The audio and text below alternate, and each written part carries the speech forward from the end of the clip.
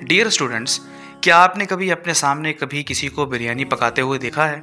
उसमें लातादाद इंग्रेडिएंट्स डलते हैं। तमाम चीज़ें डालने के बाद उसे पकाने के बाद आखिर में चावलों को दम पर लगाया जाता है। अगर दम पर लगाते हुए चावलों को आंच ज़्यादा धीमी रख दी या ज़रूरत से ज़्यादा तेज़ कर दी तो सारी मेहनत के ज़ाया होने का खदशा होता है।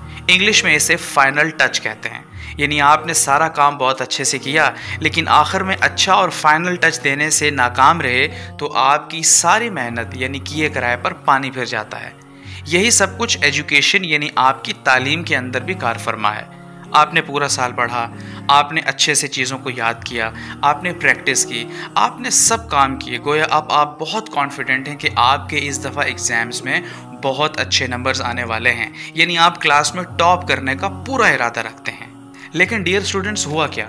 आपने पूरे साल मेहनत करने के बाद ठीक एग्ज़ाम से चंद दिन पहले फुर्सत से बैठे और तमाम चीज़ों को छोड़ दिया, यानी प्रैक्टिस नहीं की, अच्छे से उन चीज़ों को रिवाइज़ नहीं किया और अपने आप को दोबारा से इस मुश्किल से नहीं गुजारा तो होगा क्या?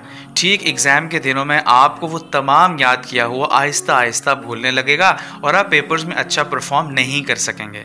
ये फाइनल टच हर स्टूडेंट को समझ लेना चाहिए। इसे आप रिवीजन का नाम भी दे सकते हैं।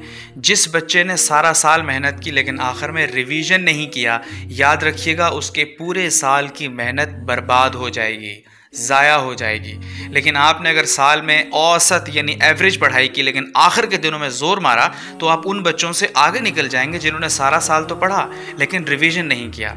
लिहाजा बच्चों, रिवीजन की इंपॉर्टेंस को समझिए और जो याद किया हुआ है उसको अच्छे से रिवाइज़ कीजिए।